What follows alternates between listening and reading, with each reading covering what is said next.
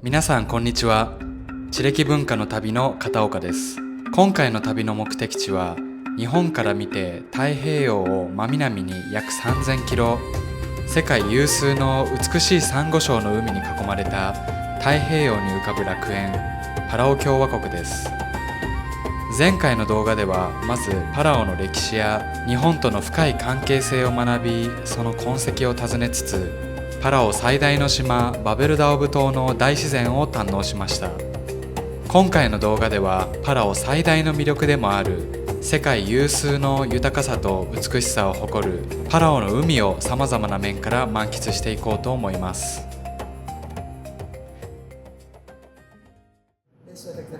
今回はまずセスナでの遊覧飛行からスタートです。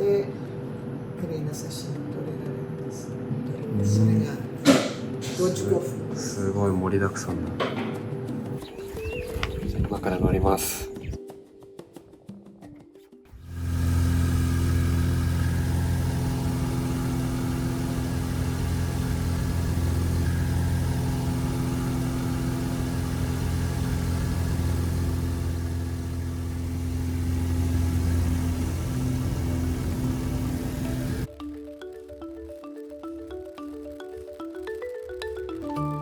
飛び始めて10分も経たないうちに市街地を抜けてパラオの美しい海と島々が見えてきました。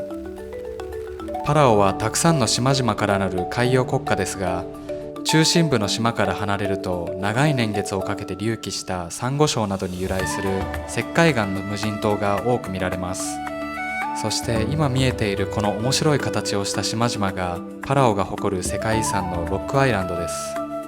この島々の多くも数千万年前に海の中で形成されたサンゴ礁が長い年月をかけて地殻変動で少しずつ隆起し、いつしか海面上まで上がってきて、それがまた長い年月をかけて風雨や波に削られたことで、このように島の下の部分が削れていて上に草木が生えているという独特な形状になりました。これは空から見るとより全体像をしっかり見ることができて感動しますね。空から海を眺めていると海の色の濃淡をよりはっきりと確認することができます。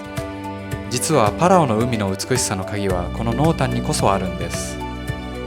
衛星写真でパラオを見てみると外側に白っぽい輪っかがあることがわかります。実はこれもサンゴ礁です。このサンゴ礁に囲まれて波が穏やかな内海をラグーンと言います。パラオの海が美しく見える理由の一つがこの海の浅い部分と深い部分が作る色のグラデーションだと思います。浅い場所では太陽光がサンゴや貝殻由来の白い海底まで届きやすく、その反射によって明るい水色に見えます。反対に海底が深くなるほど光は吸収され反射が弱まり、海は濃い青に見えるようになります。サンゴが育つ温暖な気候、そのサンゴが積もった浅い海底とサンゴ由来の石灰質でできた特徴的な島々、そのようなさまざまな自然条件が重なり、この表情豊かなパラオの海が成り立っていると空から見ることでしっかりと学び、より感動しました。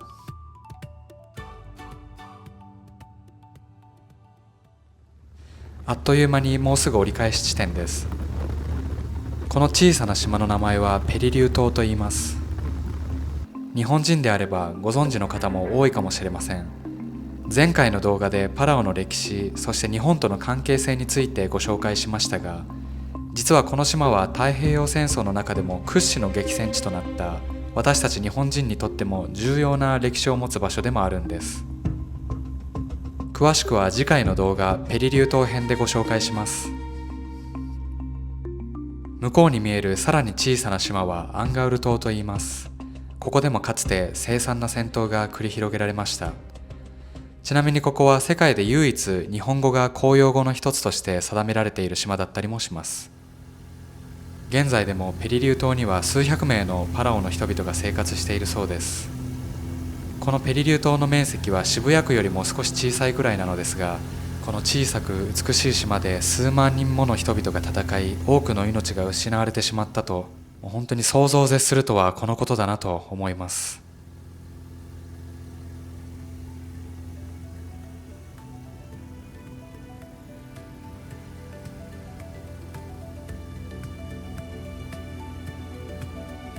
ここちらは中心部のコロール島と空港のあるバベルダオブ島を結ぶ唯一の橋 KB ブリッジです。前回の動画でも紹介しましたが、この橋は日本の援助によって建設されたため、別名日本パラオ友好の橋とも呼ばれ、パラオの方々の生活や経済を支える重要な役割を果たしているとのことでした。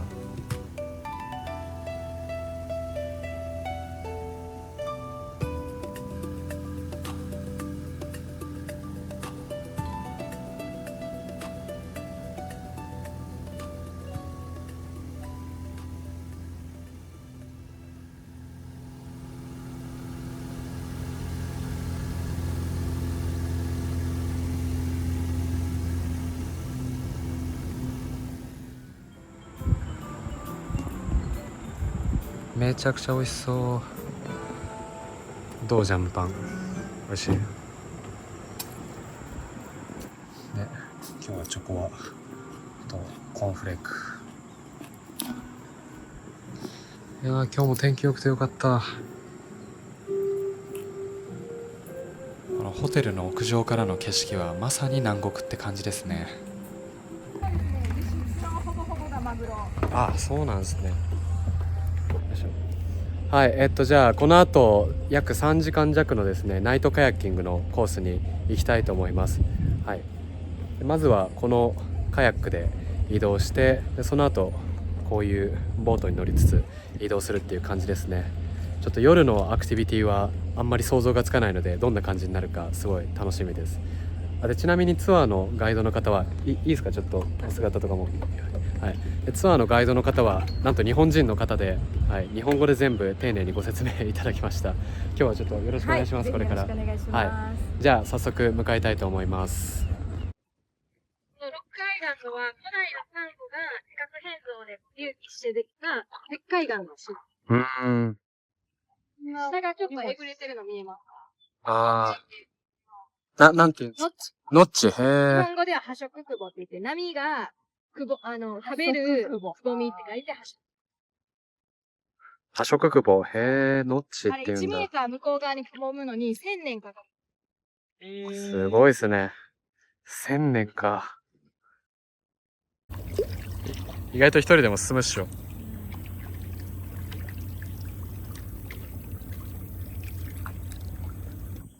で、なんとこの船には人が定住してるらしいです。住んでるらしいです。ちっちゃいゴムボートで向こうからコロンの方まで買い物に行ったりして、で普段はここに住んでるということらしいです。すごいな、そんな人いるんだ。パラオの国家のルーっていう花です。この白い花ですよね。で日本語ではパラオ口なし戻り。へえ、これが国花なんだ。これ結構よくどこにでも咲いてるもんなんですこのか？ロックアイランドにしか咲かない花です、ね。あ、そうなんですか。へえ。なのであっちのコロールには咲いてない。この岩そうなんです肌にしか咲かない花です。あ、なるほど、こういう。ロックアイランドの岩肌に咲く花。へえ、いや、すごい綺麗だな。この景色も相まって、すごい。これ1メートル掘り進むのに1000年でしょ。すごいね、本当。になると逆に西風に変わるんですよ。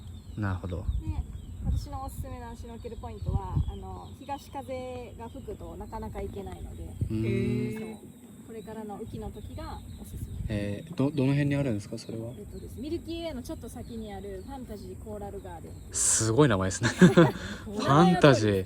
本当にファンタジー。もうコーラルガーデンっていうぐらいも枝サンゴがバーって広がってる。へえ。じゃあまあ雨季というか、まあ6月以降はそれなりにまあそうですね、その時期なりのそう楽しみ方があるっていうことなんですね。ダイバーさんはやっぱりその行くポイントが西風が吹くとなかなかこう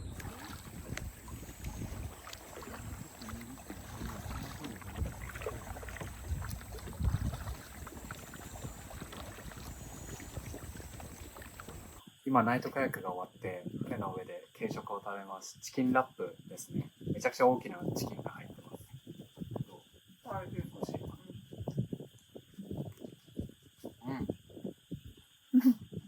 めちゃくちゃうまい。お腹空いてたからな。めっちゃ美味しい。この景色もいいしね。最高最高。で、次は海に潜って夜光虫を観察します。わあ、星がすごい。これ動画で伝わるかな。星がすごいな。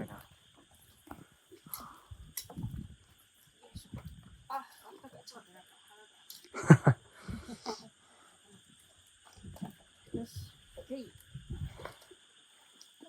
じゃあシュノーケル加えましょう。どう、あったかい？あったけー。いや、星めちゃくちゃ綺麗。すごい。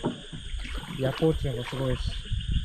多分これ動画でお見せできないと思うんですけど、ぜひ皆さんパラオに来て、実際に自分の目で確かめてみてください。これお伝えできないんで多分。はい。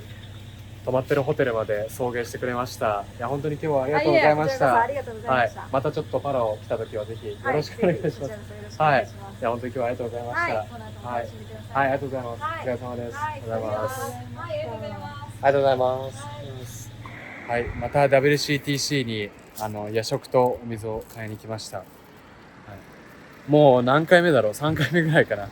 はい、本当によく使ってます。夜の10時ぐらいかな。結構やっぱりお店閉まるの早いんですけど、どこもここは10時ぐらいまでやってるので、非常に重宝しております。はい。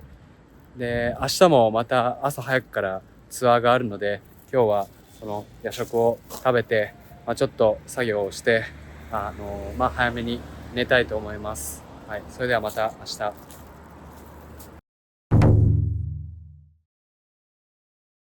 はい、おはようございます。今朝の7時半ぐらいなんですけど、朝ごはんを食べて、この晴天の中、パラオのコロールですね、コロールのダウンタウンを散歩しています。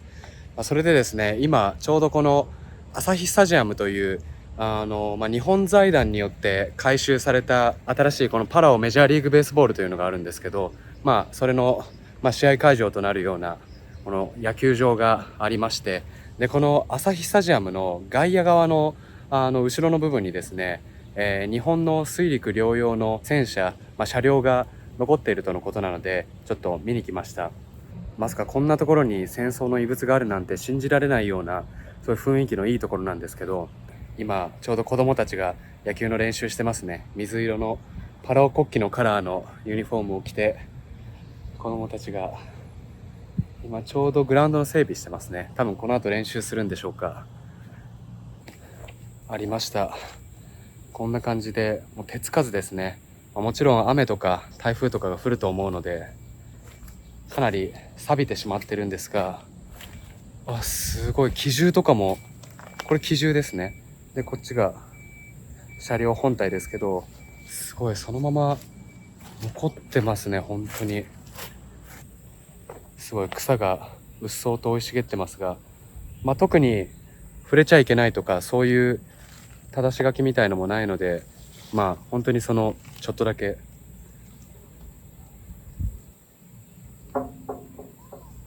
すごい、もちろん戦闘用の車両なのでかなり頑丈に作られてるんですけど、でこの戦車は特2式内科艇という水陸両用の日本軍の車両だったんですけど、もちろん触ってみた感じすごい頑丈そうに感じるんですけど、これが実戦配備された時にはですね、主に、北方方面だったり南方方面の、島嶼部分での戦いにおいて、活用されたとのことなんですけど、全部で確か180両ぐらい生産されたということだったんですけど、それでももうこれが配備された時にはもう米軍の戦車だったり、兵器にはもう太刀打ちできないような性能差スペック差になってしまっていたとのことなんですが、貴重なこういう鉄鋼製の車両だったというところで、このパラオ本島にも、配備されてたということです。はい、ちょっと辺りを回って他に何か異物のようなものがないのか少し見てみようと思います。で今ちょうどそういった直後にですね、このちょっと坂道を登ってこのスタジアムの真横の部分ですね、一塁側のところを今歩いてるんですけど、柵に囲われた施設みたいなものがあって、これおそらく防空壕じゃないですかね。これ防空壕のようなものがありますね。やっぱりそうかもしれない。ここに来る前に記事で見たんですよね。この近くに防空壕があるって。下にこう入ってくような形になってるのが分かりますかね。もう本当に野球場の目の前なんですけど、すごいな。ちょっとじっくり観察してみようと思います。でその後帰り道に日本の救急車や消防車を見かけました。これ調べてみると複数の自治体が耐用年数は過ぎてるんだけどまだ状態のいいような車両を寄贈していたらしいです。中でも宮城県の蔵王町は戦後にパラオから引き上げてきた方々が開拓した地区があるなど歴史的な縁もあったそうです。今日もこの許可証を出してチェックインします。今日ですね、今泊まってるこの上の方のコロール島からこうずっと下を降りてきて、いろいろ回りたいと思います。バイバイ。ありがとうございます。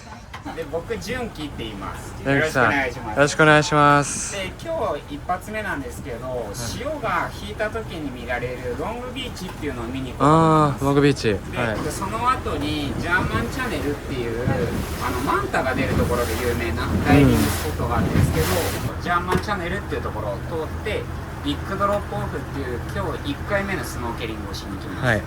でそこはですね、すごくサンゴが綺麗っていうところと、運が良ければたくさんのカメとかサメが見れます。サメが見れます。ベジタリアンなので、特に問題ないかと思います。ベジタリアン、そうなんだ。はい、一つ目の目的地にいざ出発です。冒頭のセスナに負けず劣らず、これ最高に気持ちいいです。これが何でしたっけ？ロングビーチ。これがロングビーチです。満月とかになると陸みたいになる。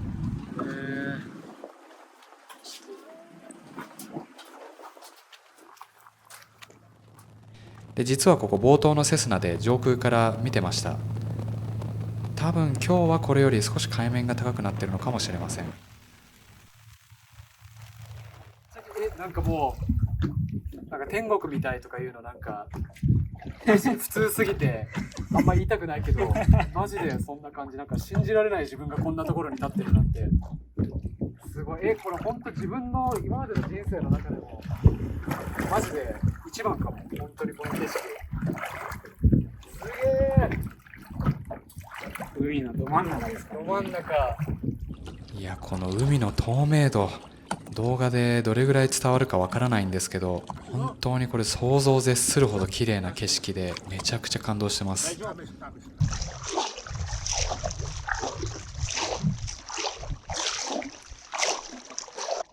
いやー、すごいよ。本当にすごい。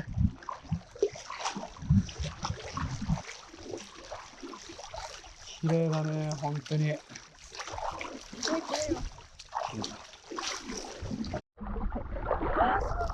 すごい。ちょっと毒あるかもしれないからあんまり近づかないようにだけど、すごい。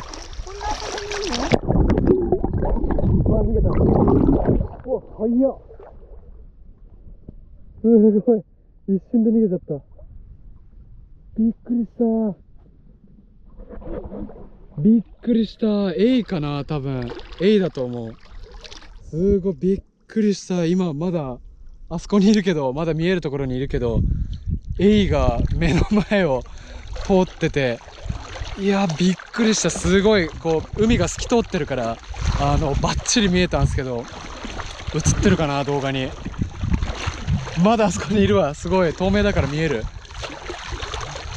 すごい。あんな至近距離であんなでかい物体がいるとちょっと怖いけど綺麗だったな。すごい。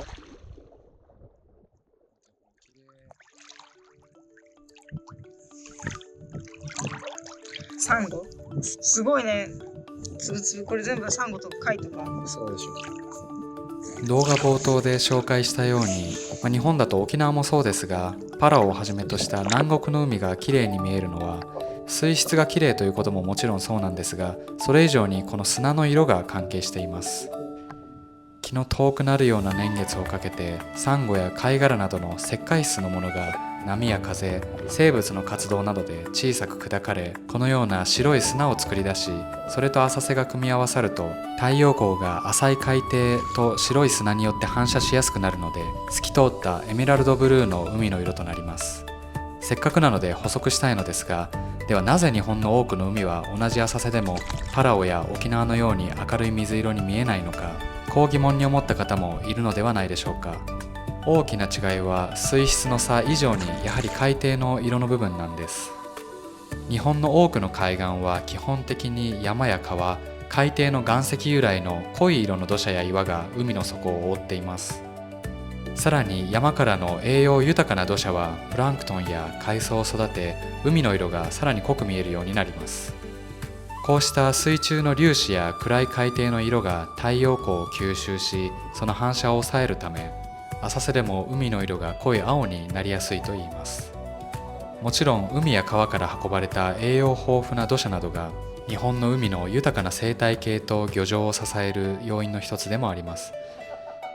海の色が濃く見えるからといって必ずしも汚れているわけではなくて、栄養や生物が豊かな海である証拠だったりもします。一方でサンゴ由来のパラオの海の方は、サンゴ礁が住処や産卵場所になるなど、これはこれでまた違った形で豊かな生態系が形成されています。このパラオの海の豊かさという部分に関しては、この後これでもかというほど海に潜って観察していく予定なのでお楽しみに。はい、このロングビーチに今2、30分ぐらい滞在して、いろいろ景色見たり遊んだりしてきました。まあもうこの動画を見ていただければ一目瞭然だと思うんですけど、いやもう本当に信じらんないぐらい綺麗です。本当に。あ、蝶々が飛んでますね。綺麗。いや、エイとか魚とかサメかな、多分そういうの見られたし、いや本当に神秘的。いやちょっとここはぜひ皆さんパラオに来る際はもうマストで訪れてください。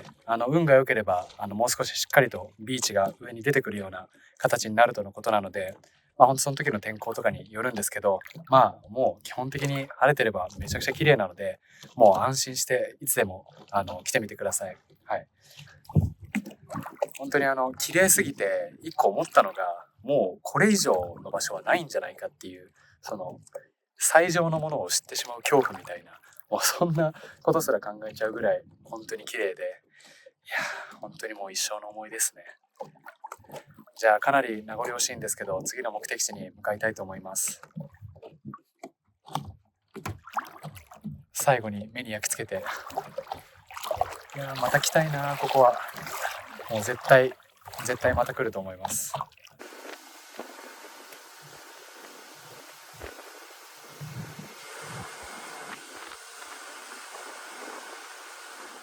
すごい、今ジャーマンチャネルをこの船首の部分に乗ってゆっくり通過してもらってます。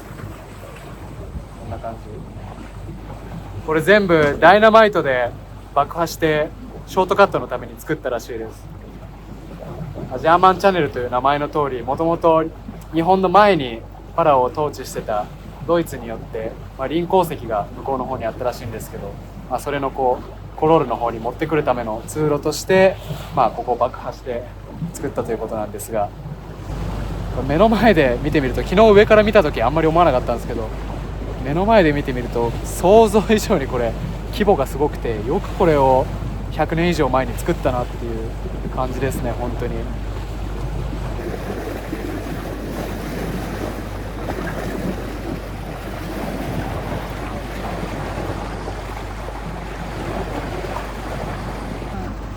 これ昨日乗ったやつか。本当だ、ピンクだ。気づいてくれるかな。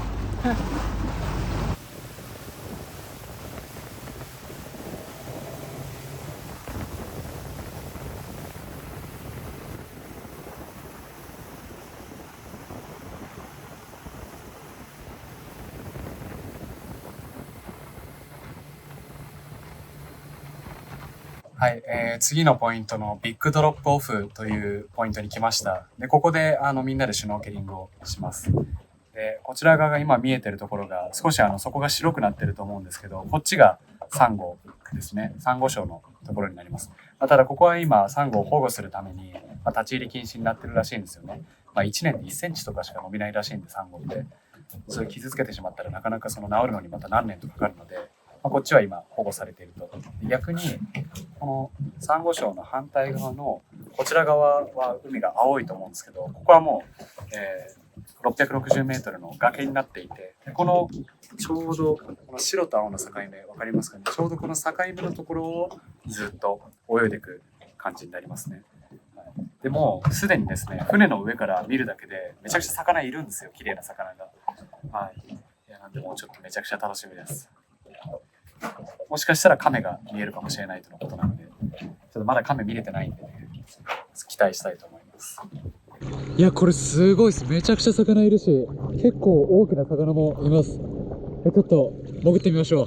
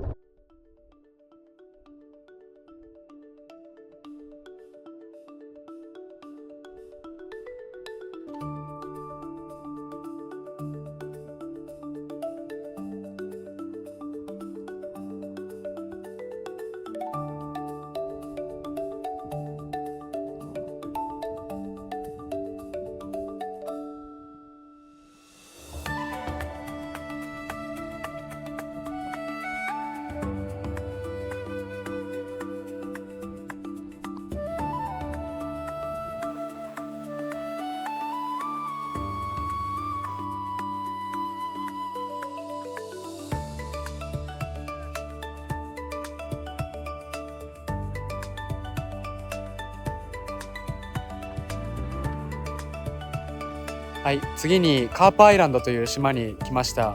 ここはもう白いビーチとエメラルドグリーンの海で本当にここも綺麗です。はい。で、ここはもともとパラオと日本のハーフの岸川至さんという方がオーナーの島だったということなんですけど、ダイバーのためにいろいろと島を整備して、宿泊施設を作ったりレストランみたいな、ご飯が食べれるところを作ったりとかして、今に至るとのことです。で、その岸川至さんなんですけど、面白い逸話があって、そもそもこの島の名前カープアイランドという名前なんですけど、なんでカープなのって、カープって恋じゃないのって思うと思うんですけど、このカープっていうのはやっぱり広島カープから来てるらしくて、でその至さんがカープファンなのかと思いきや、なんとですね、その岸川至さんの奥様がカープファンで、至さん自身はジャイアンツファンだったらしいんですよね。巨人ですね。はい、このカープアイランドですけど、でこの島の名前を決めようってなった時に、奥さんとその至さんが今年のペナントレース、野球のそのシーズンでカープと巨人どっちが上に来るかと、どっちがいい順位につくかというところで、その順位が上だった方のチームの名前にしようっていう話になったらしいんですよね。でその年は見事カープが巨人より上の順位だったらしくて、ここはカープアイランドになったと。でこの建物なんかも上が赤で下が白になってますよね。これも広島カープの球団のカラー、ユニフォームのカラーを意識して作られたらしいです。今この周りパラオの現地の人たちが、おそらく休日で休みに来てバーベキューとかやってくつろんでるんですけど、まさかこのカープアイランドの名前の由来にそんな日本との深い関わりがあったとはっていう感じですよね。でなんとここにも見えるかな、これ黒田投手、広島メジャーリーグとかでも活躍した、ヤンキースとかでも活躍した黒田投手のポスターが貼ってあります。すごいな、面白い。やっぱりこう日本とパラオのハーフの方の島だけあって、なんかこういうところにちょっと日本のシール貼ってあったりとか、あとはちょっとさっき見つけたのはここに本棚があるんですけど、こことかもこれ見えますかね、結構日本の本があって、それ懐かしい、こち亀、そうこち亀とかドラゴンボールとか、あと普通にいろんな本がありますね。小説から何からいろいろありますね。ダイバーの本から、そうザ・ゴールがある。これ絶対置いてったのビジネスマンだろすごいな。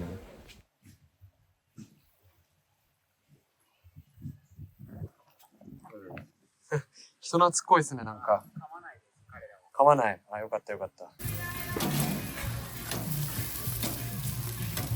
はい、今日のお昼ご飯はカープアイランドでバーベキュー食べます。これ岩手産のお米、で、あとは普通に野菜とお肉、豚と牛と鳥ですね。チキンが全部ある。でこれがなんだっけ、ユニコーンフィッシュ。ユニコーンフィッシュ、そうそう、これ地元民の方も食べるユニコーンフィッシュってやつですね。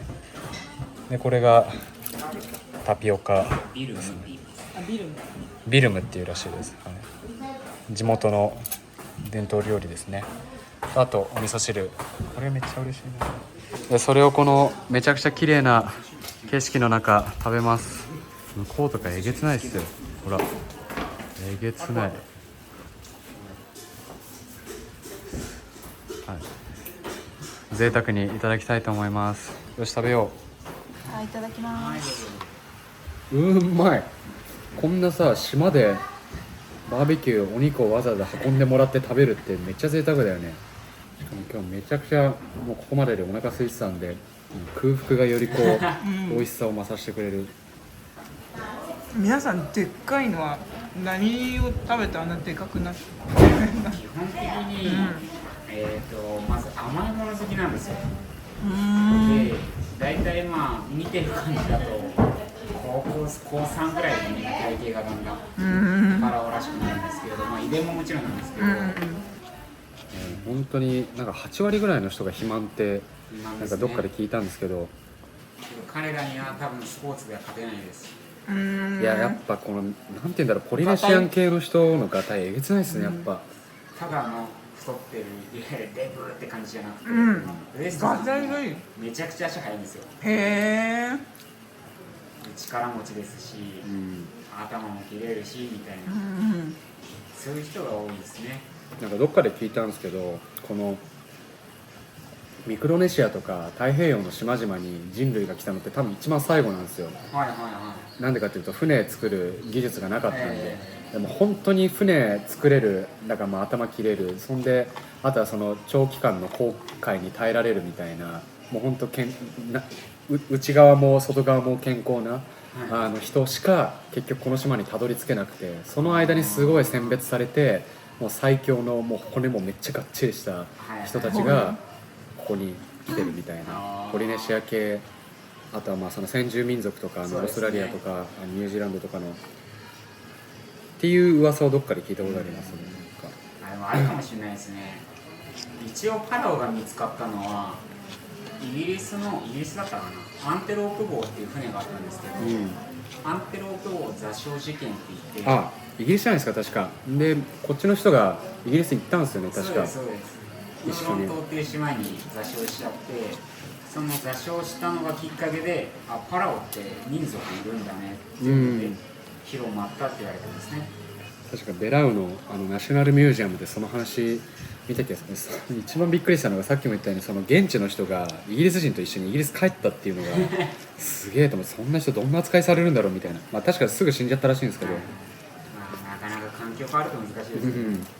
あともう一個びっくりしたのが、大使館かな、どっかの日本の機関が YouTube に上げてたんですけど、神社丸っていう船が1830年ぐらいに幕末にここに流れ着いたみたいな、岩手だったかな、それこそ確か岩手とかだったと思うんですけど、お米積んだ船が江戸に行く途中に風に流されちゃって、でなんか生米を噛んで40日耐えてこっちにたどり着いたみたいな、そういう動画なんかおすすめにパラオでいっぱい調べてたら YouTube で上がってきて、小吉って人だっけ、なんかね、その何十人、おおすごいすごいすごい。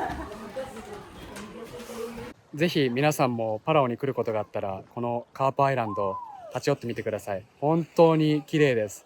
見てください、もうこれ360度この海の色ですよ。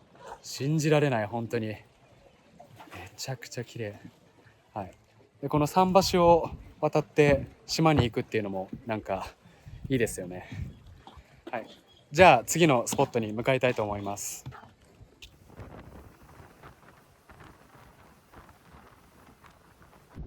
どうやら魚が1000匹いるらしいのでちょっと行ってみます。行きます。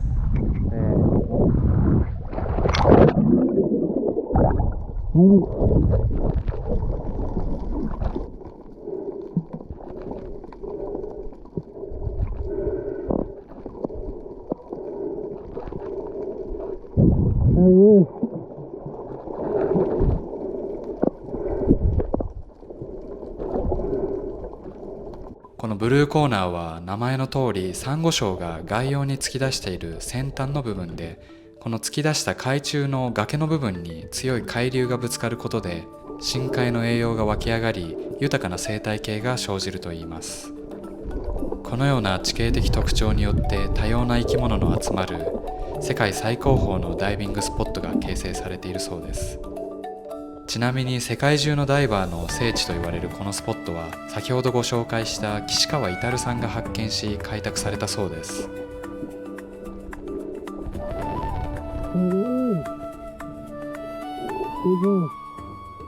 ブルーコーナーじっくり長めに堪能しました。で、少し休憩しつつ次のスポットへまた向かいます。次は海水の色がまた一段と明るく綺麗になっている場所にやってきました。実はここも冒頭のセスナに乗った時に見下ろしてました。今回のツアー最後の目的地ミルキーウェイというスポットです。この入り組んだ入り江の部分が乳白色に見えることからその名が付けられたそうです。すごい色だ。ここ朝来るともうごった返してるんで。そうなんですか。はい。コロル島から一番近いアクティビティポイントで。ああ、みんな最初に。はい。みんなだってそのベルトラさんとかでも泥パックだった日本人の集合写真みたいのが大体出てます。パラオのハイライトみたいな感じで出てくる。ここでやる。わあすげえ。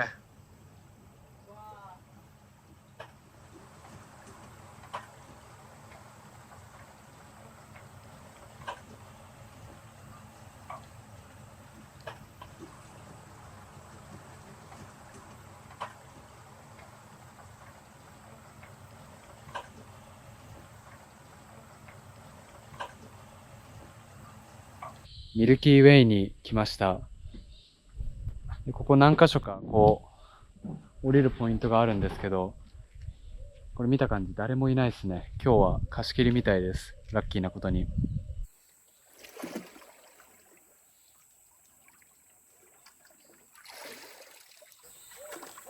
わあすごい深いな。うわ、見て、泥が出てきた。あ、本当だ。おお、すげえ。泥持ってきました。俺途中からこれをもらっただけだけど。故郷の匂いがするよ、これ。別府だろう。そう。ここがこの底から拾ってきた泥です。おお、気持ちいい。ここにレンガでも乗せ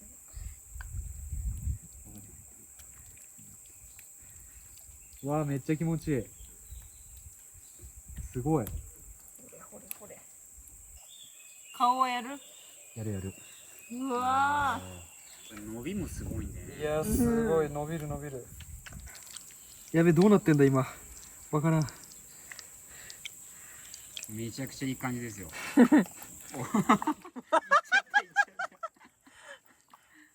これぞミルキーウェイの楽しみ方。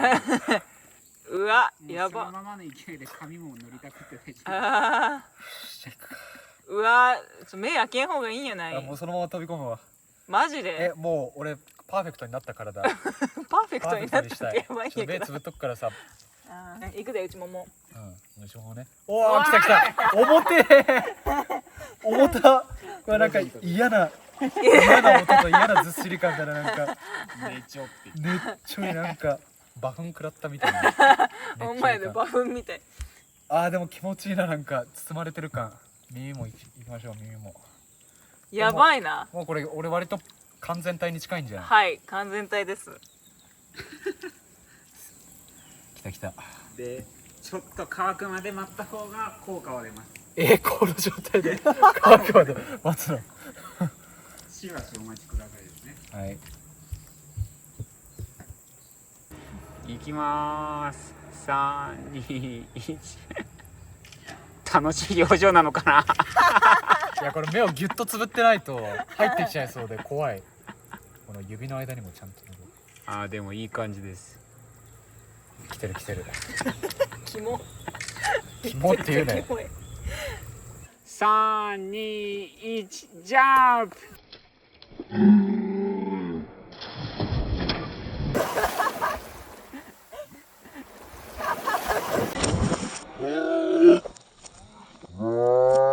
ジャンプ。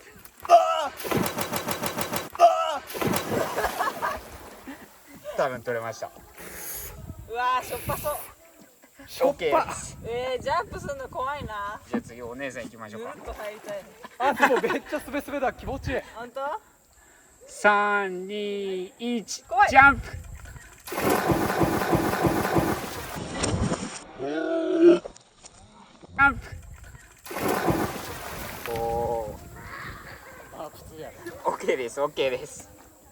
でもしできればなんですけど、ここ塩分高くて浮くっていうので、皆さん大の字になってここにプカーンと置く写真が人気なんですよ。いいですね。ちょっと練習で大の字で浮いてみてください。そうですそうです。力抜く。でめっちゃ浮くやん。すげえ。深呼吸するとズブズブズブっていくので、呼吸は浅めですね。気持ちいい。気持ちいい。すごい、めっちゃ浮くわ。俺はもう体が浮いてきちゃうもん、上に。はい、今さっきのミルキーウェイからコロールの方への帰り道なんですけど、その帰り道にガイドの人のご厚意でこのゼロ線の沈んでるポイントに連れてきてもらいました。この船の上からゼロ線のプロペラがこの海面の上に出てるのが分かります。すごいな。80年経ってもこのゼロ線が当時の、墜落した姿のまま残ってるっていうのがなんかちょっと実感が湧かないというか信じらんないですね。搭乗員の人は亡くなっちゃったのかな、多分。ここだと、結構もう島から遠いところにこれですね、この印が立ってるあたりに沈んでるんですけど、結構島から遠いので、これですね、この水面からちょっと浮き出てるのがゼロ線のプロペラですね。本当にこんな美しいところで戦争があったんですね。今ではね、こんな観光客の方が普通に通るような場所でゼロ線が沈んでるんだ、今でも。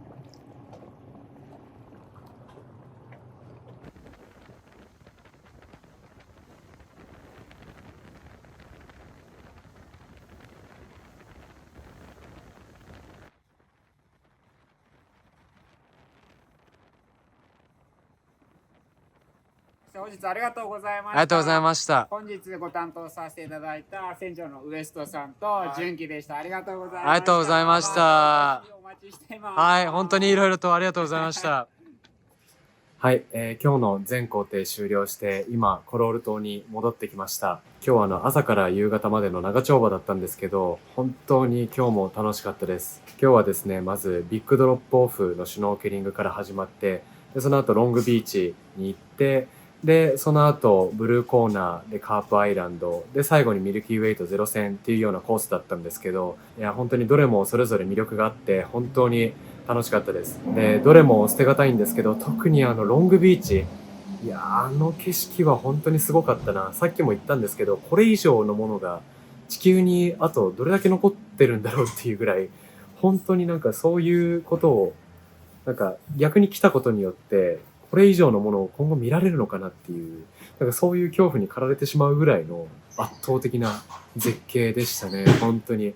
あれはちょっと本当に人生のハイライトに入るかもしれません。いや、本当にすごかった。で、今日あともう一つ良かったことが、自分たち二人だけで、ほぼ貸し切りのツアーだったんですよね。今日祝日だったんですけど、本当どこ行ってもあんまり観光客の人がいなくて、あんまりというかほとんど観光客の人がいなくて、どこに行っても大体一番乗りか独り占めみたいな感じで、本当に楽しめました。ロングアイランドも全然あんな綺麗なところ人いなかったですしね。はい。まあ、それも相まって、自分たちしかいないっていうのも相まって、よりこう幻想的な感じというか、よりこう神秘的な感じが増したんじゃないかなと思います。まあ、ただですね、ここパラオは小さな島国なので、やっぱりどうしてもこの観光業っていうのが国の主要産業になってます。で、コロナ禍以降どうしてもその観光客数っていうのが戻りきってない部分があって、で、特に日本人は結構減ったままであんまり戻ってきてないっていう話なんですよね。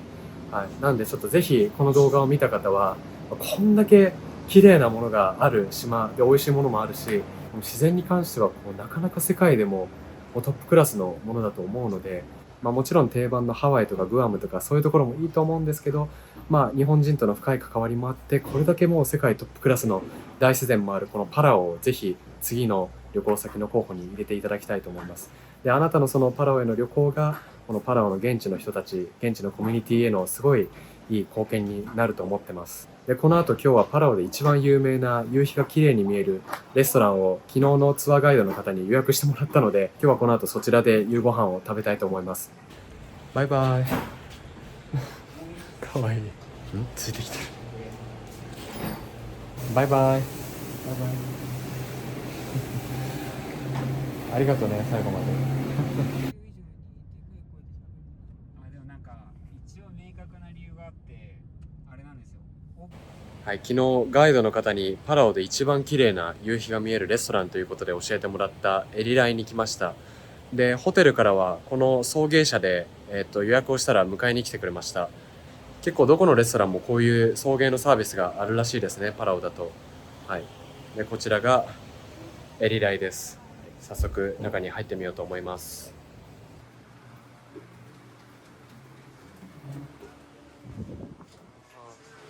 Thank you.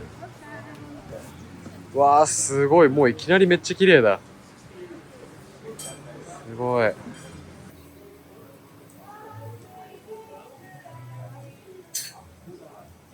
もう目の前に魚がいますよ。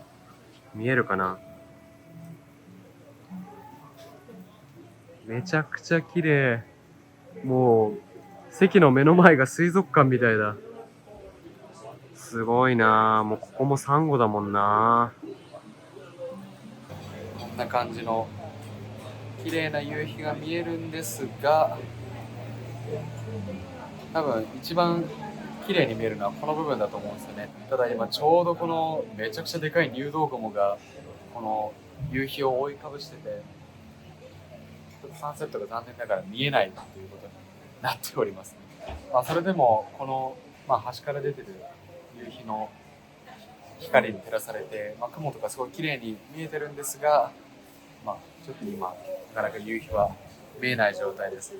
これ日が沈むまでに雲がどいてくれればいいんですけど、どうなるか。すごい、めちゃくちゃ美味しそうなステーキが来ました。ただ景色は綺麗なんですが、サンセット自体は見えてないっていう。でも雲がすごい綺麗ですね、反射して。で、魚たちも見えます、引き続き。いやー、美味しそう。じゃあステーキいただきます。めっちゃ美味しそう。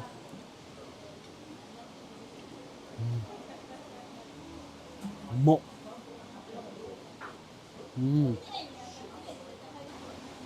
マッシュポテトも美味しい。このステーキすごい柔らかくて、それでいてジューシーで、このバターがね、このアメリカンなバターがうまいっすね、本当に。これちょっと動画撮ってる場合じゃないっすわ。もうどんどん食べていきたいと思います。